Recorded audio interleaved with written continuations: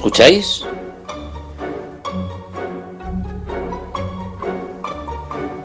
Es Oír y Callar. En Ñ Radio.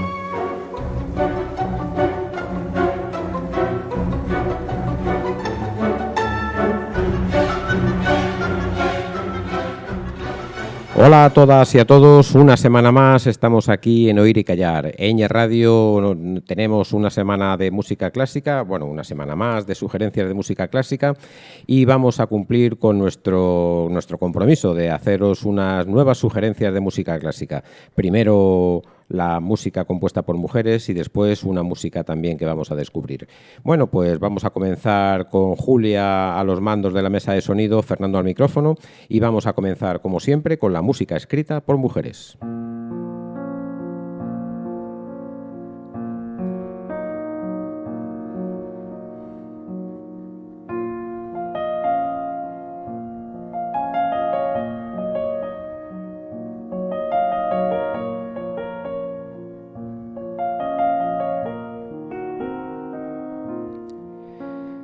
Hoy el programa se lo vamos a dedicar tanto en la primera parte con la mujer compositora como luego en la segunda a músicas escritas en la primera parte del siglo XX, por tanto a músicas de estilo neoclásico podríamos llamar.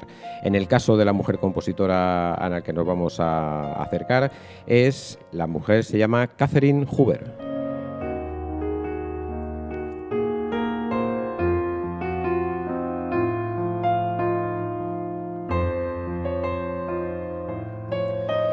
Catherine Huber es una norteamericana mejor dicho, que nació el 2 de diciembre de 1937 y vivió hasta hace bien poco, hasta 2018.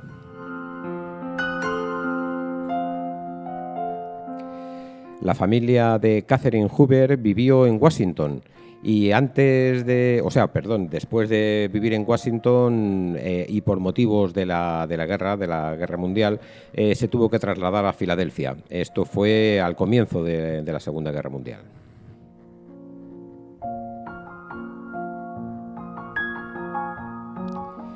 El motivo por el que tuvieron que trasladarse a Filadelfia era que su padre era bioquímico y fue invitado, por decirlo de alguna forma, invitado por el ejército americano a participar por su profesión en las actividades de la Segunda Guerra Mundial.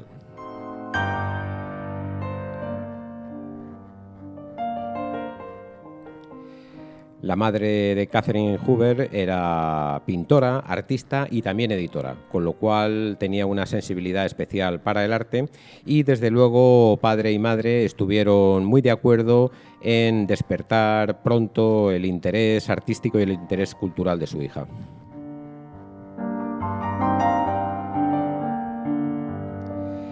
Este interés artístico llegó muy pronto y a la edad de 3 años escuchó por primera vez música de Mozart en un tocadiscos y se quedó maravillada.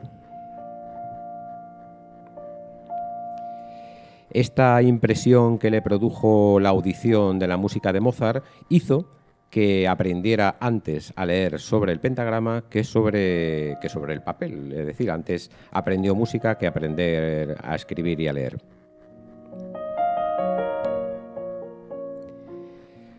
Los padres de Catherine Huber apoyaron desde luego este interés artístico que demostró Catherine y no dudaron ni un minuto en fomentar esta educación artística. Así que tuvieron la ocasión de rescatar el piano de un vecino, un piano que estaba completamente averiado, lo rescataron y lo pusieron en marcha y de esa manera Catherine empezó sus lecciones de piano a los 3 años, como hemos dicho. Un poco después, y cuando tan solo tenía 8, empezó sus estudios de flauta.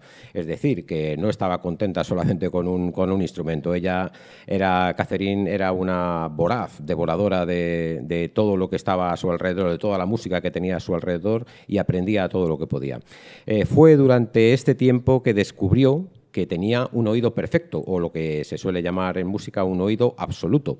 Esto de un oído absoluto es una condición que muy pocos músicos tienen, pero que algunos sí que lo tienen. El oído absoluto significa que la persona que oye un sonido no solamente es capaz de recordar ese sonido y de reproducirlo, sino que sabe exactamente qué nota es ese sonido, sin tener ninguna referencia, ¿no?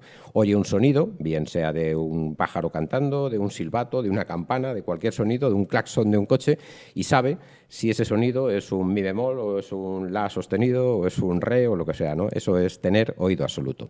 Bueno, pues Catherine Hoover tenía este oído absoluto. Bueno, pues ya más o menos hemos presentado, ¿no?, la figura de Catherine Hoover en relación con la educación que empezó a recibir a muy temprana edad y su interés por la música, y lo que vamos a hacer es empezar a oír músicas que compuso Catherine Hoover en esta época del siglo XX que le tocó vivir, ¿no? Vamos a oír algunas músicas y vamos a descubrir que tiene un lenguaje que podríamos llamar neoclásico, pero tirando hacia las vanguardias que se estaban produciendo, ¿no?, sobre todo después de acabada la Segunda Guerra Mundial, ¿no?, cuando ya Catherine tenía una edad intelectualmente madura, ¿no?, con algo más ya de 20 años. En primer momento vamos a oír un ejemplo de un doble concierto para 2 violines.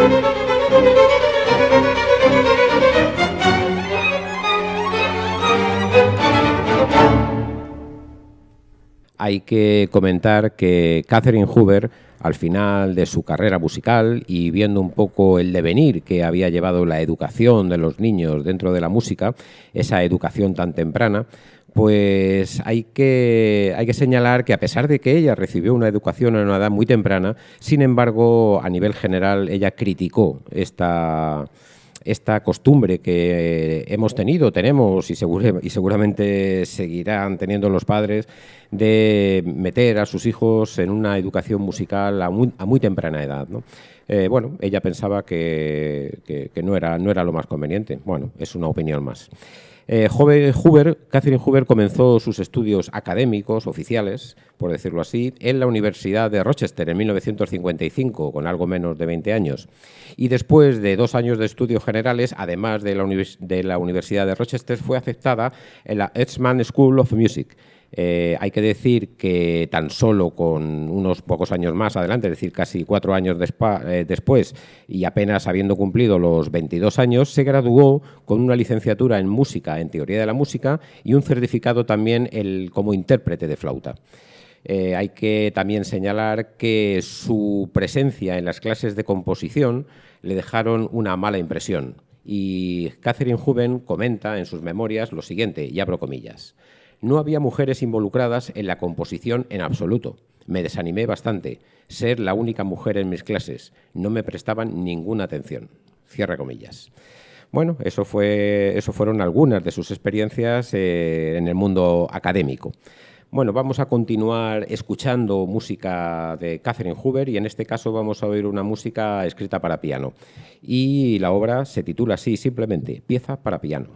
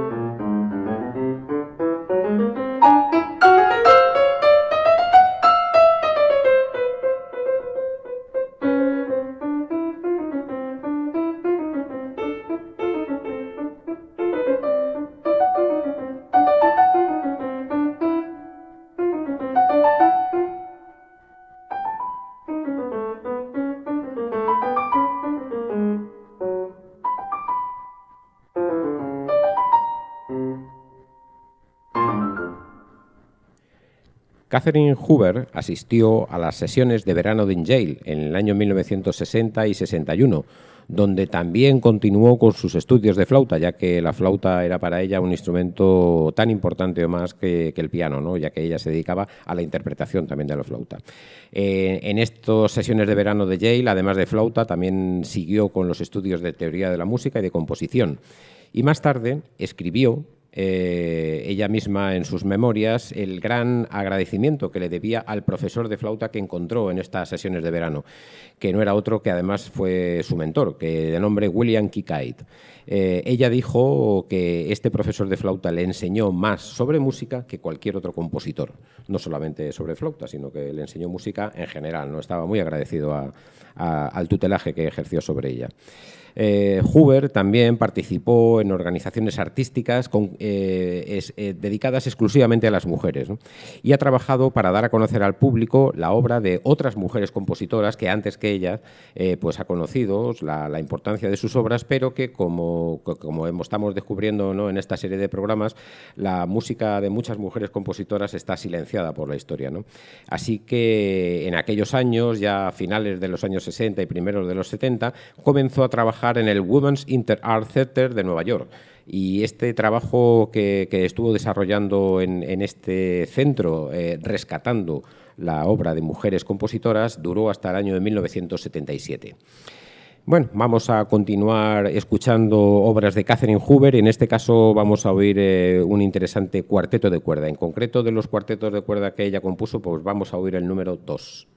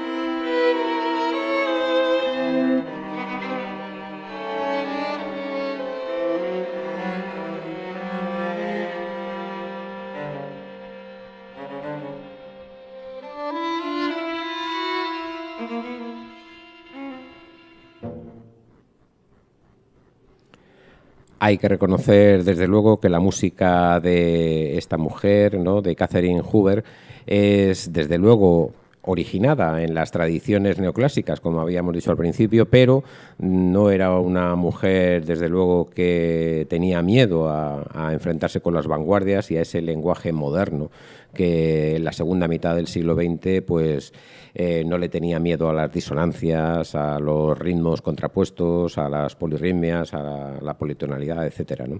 Estamos oyendo ejemplos de una música muy atrevida, desde luego, para el cliché estético, ¿no?, en el que se había educado, ¿no? Así, por tanto, esta mujer tenía ante sí dos grandes caballos de batalla, ¿no? Por un lado, el pertenecer a esas vanguardias musicales que, seas hombre o mujer, nunca es fácil, ¿no? Formar parte de la cabeza, ¿no?, de la avanzadilla de esas vanguardias, y por otro lado, al ser mujer, ¿no?, como ya habíamos relatado, que ella misma se había sentido de alguna forma ninguneada, ¿no?, en las clases de composición. Bueno, estábamos diciendo que había comenzado a trabajar en organizaciones que se dedicaban a rescatar la música de mujeres compositoras, y así, a partir de los finales de los años 70, le fue encargado y ejecutado por su parte con éxito la organización de festivales de música de mujeres, que estaba dedicada exclusivamente a música de mujeres. En concreto, organizó los 3 primeros festivales de esta organización, en el que fueron descubiertas y presentadas al público 55 compositoras, tanto de la historia reciente de la música como músicas contemporáneas de su propia época, ¿no? Bueno, pues este es el ambiente y esta es la época histórica en la que hemos descubierto una nueva compositora más. Recordamos su nombre, Catherine Hoover, que desarrolló su música con un cierto nivel de éxito, mientras que ella estuvo al frente de su propia carrera, ¿no?, y evolucionando en todas las instituciones, ¿no?, por donde era invitada, y que también, como tantas veces hemos contado ya en esta serie de programas, pues es una compositora ciertamente desconocida por parte de las programaciones de nuestras orquestas y de nuestros intérpretes, que no la oímos con mucha frecuencia, ¿no? Así que, bueno, pues es un impulso más que queremos dar al descubrimiento de estas músicas. Como último acercamiento a la música de Catherine Hoover, pues vamos a oír un preludio, que también es una obra escrita para piano solo.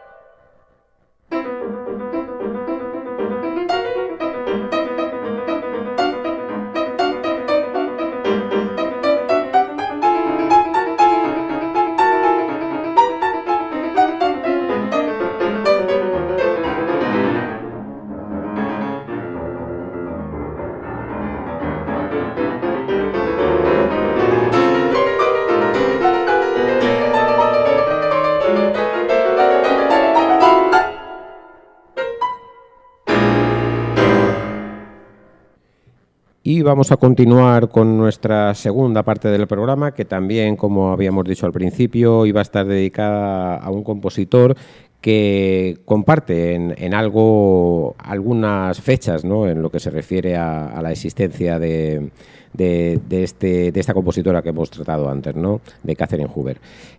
Nos vamos a referir ahora a un compositor que vivió justo la época anterior, ¿no?, pero que en gran parte también compartió algunos de los años con ella, ¿no? Nos vamos a referir al compositor francés Francis Poulenc.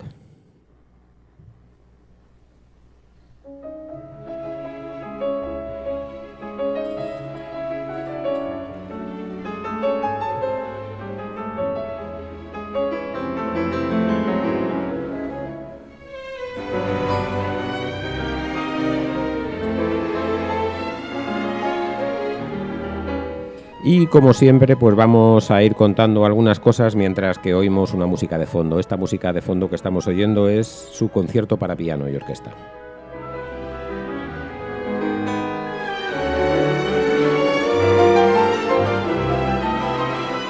Francis Poulenc es un compositor francés que nació en París el 7 de enero de 1899 y que vivió hasta el 30 de enero de 1963.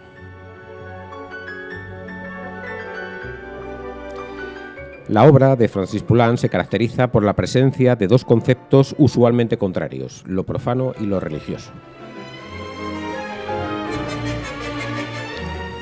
Hay que señalar que comenzó sus estudios de piano como muchos otros, cuando tan solo era un niño que apenas levantaba unos palmos del suelo. Con 5 años su madre le introdujo en el mundo del piano y 10 años más tarde, es decir, con apenas 15, se continuó formando con el pianista Ricardo Viñes, que fue de gran relevancia para él a lo largo de toda su vida, tanto en lo profesional como en lo personal. Recordamos que Ricardo Viñes es un pianista que ha surgido en el relato de nuestros programas en otras ocasiones.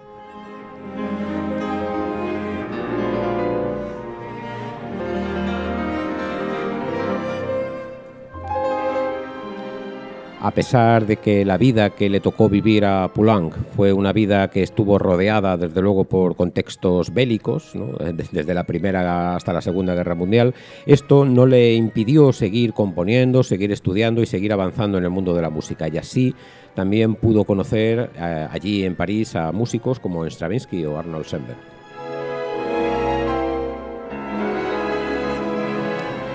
Él mismo formó parte del llamado Grupo de los Seis de París, ¿no?, que también hace no demasiadas semanas le dedicamos un programa a oír la música de piano de este Grupo de los Seis y donde también escuchamos música de Poulenc.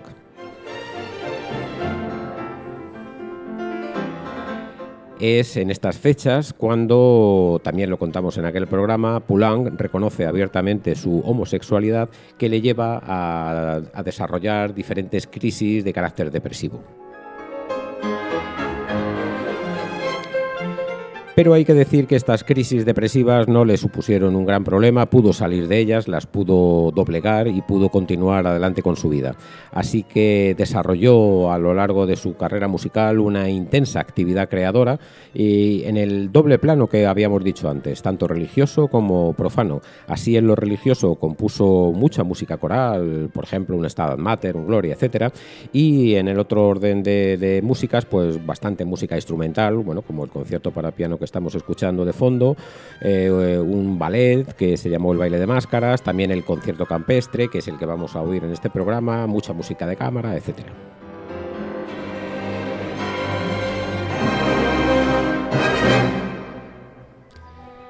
La manera de componer de Francis Poulenc se describe generalmente como simple, sencilla y luminosa. La obra en la que me centraré en este programa, que es el Concierto Campestre, que es un concierto para clavecín y orquesta, está dedicado al primer amor de su vida, al primer hombre que formó parte de su vida sentimental.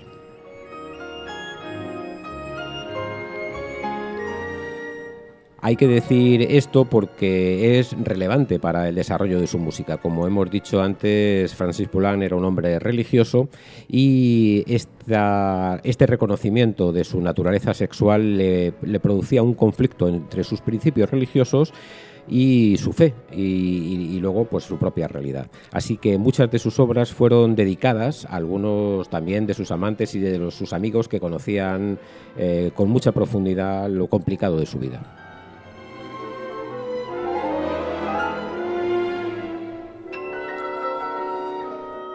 Hay que decir que el reconocimiento de su naturaleza, pues a pesar de que no era lo habitual en aquella época, no le privó de tener una vida socialmente muy activa, tanto en el punto de vista religioso como en el punto de vista social y musical, ¿no? En relación a, pues, a toda la actividad pública que tuvo que desarrollar al ser un compositor de éxito y muy conocido.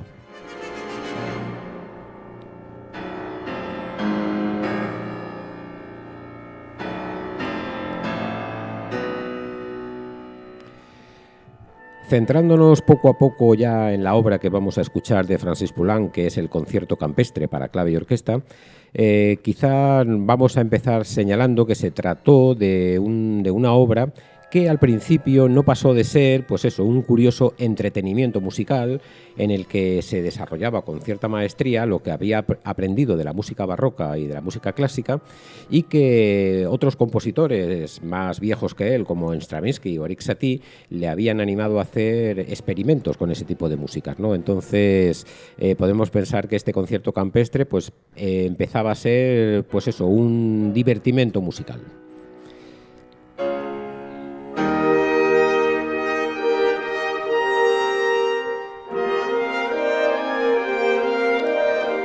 Pero lo cierto es que este concierto, según se fue tocando en las diferentes sesiones de estreno y según lo fueron conociendo los diferentes músicos y que lo fueron estrenando, tanto directores de orquesta como clavecinistas, pues fue un concierto que fue ganando poco a poco el favor del público y el favor de los propios músicos en las críticas.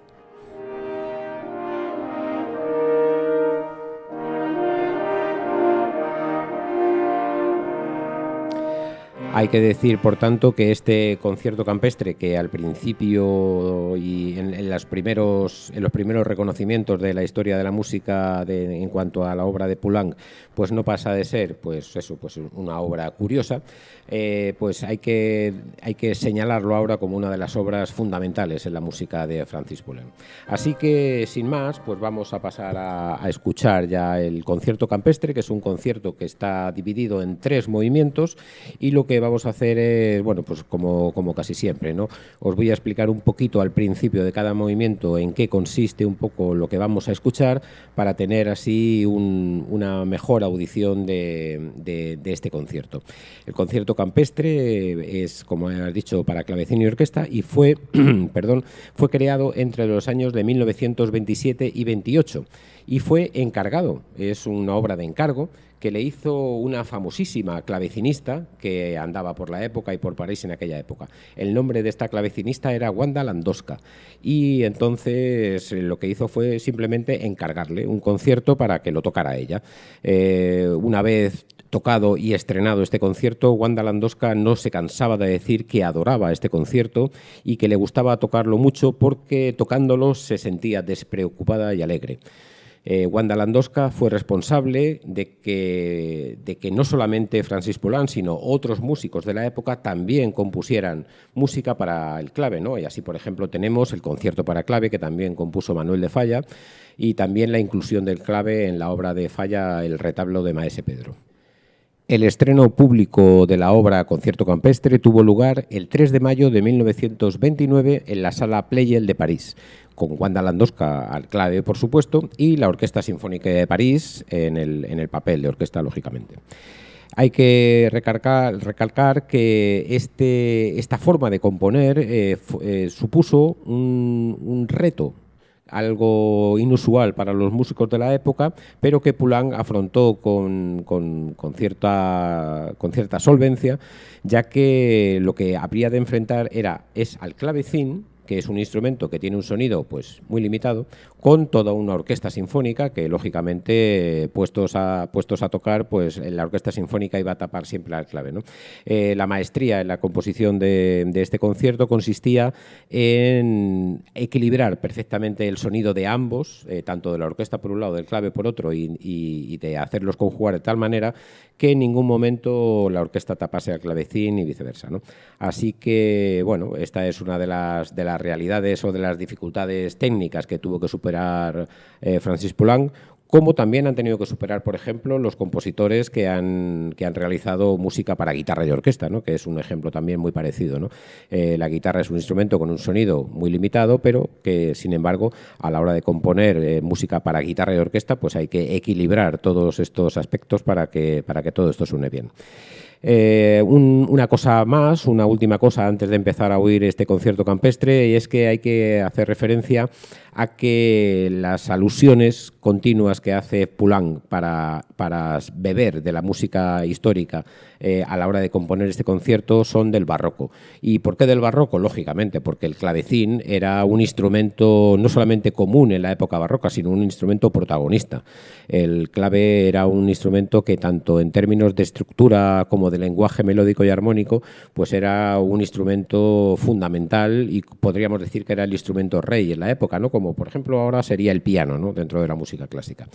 Bueno, pues lógicamente la época barroca ha servido para que Francis Poulenc tuviese pues esa inspiración, ¿no? A la hora de componer este concierto, que luego, a través también de los conocimientos y de las relaciones que Francis Poulenc tenía, por ejemplo, con Stravinsky y de la influencia neoclásica de Stravinsky, pues este concierto pues pasó eso, ¿no? De tener esa influencia barroca, pasado por el tamiz del siglo XX hacia la música neoclásica, y bueno, pues entonces el resultado de todo esto mezclado es este magnífico concierto campestre para clave y orquesta que ha tenido tanto éxito y que vamos a escuchar de un momento a otro. Así que el primero de los movimientos de este concierto campestre es de aire allegro molto, y este es un movimiento que concatena las breves ideas temáticas que hemos estado antes hablando, ¿no? Con ornamentaciones típicas del barroco y con las variaciones típicas tímbricas y tonales que nos devuelven un poco al estilo del siglo XVIII. Así que este concierto se inicia con un breve adagio, es decir, a pesar de que he dicho que el aire es alegre, pero se inicia de una forma tranquila, con un breve adagio, que tiene un carácter solemne y que incluso podríamos calificar como rococó, para después recapitular en un movimiento alegre molto, con estas características barrocas y neoclásicas que estábamos diciendo. Así que vamos a oírlo sin más.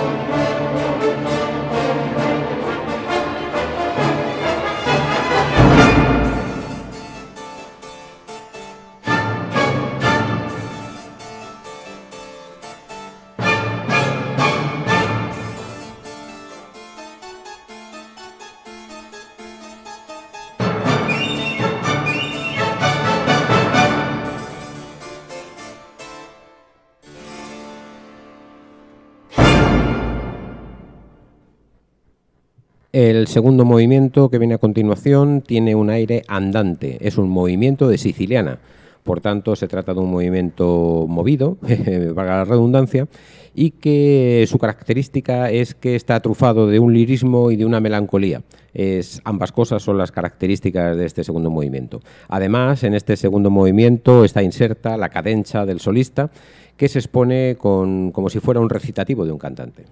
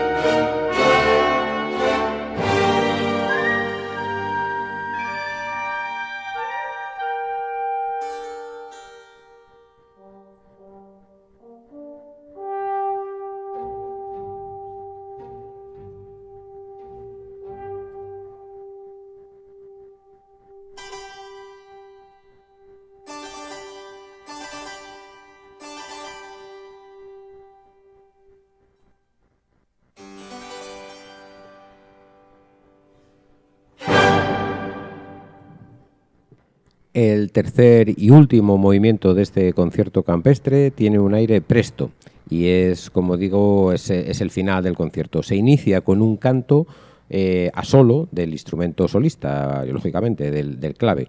Así que después de este canto solo viene una evocadora trompa que lo que hace es sugerir un tema que luego será retomado por el clave en forma de repetición. Va evolucionando la música durante este toma y daca entre las trompas y la orquesta y el clave, y se cierra el concierto y también el movimiento, o al revés, mejor dicho, primero el movimiento y también el concierto, con una cita del motivo inicial del clave que ya habíamos oído en el primer movimiento, acompañado en esta ocasión por el sonido de las flautas.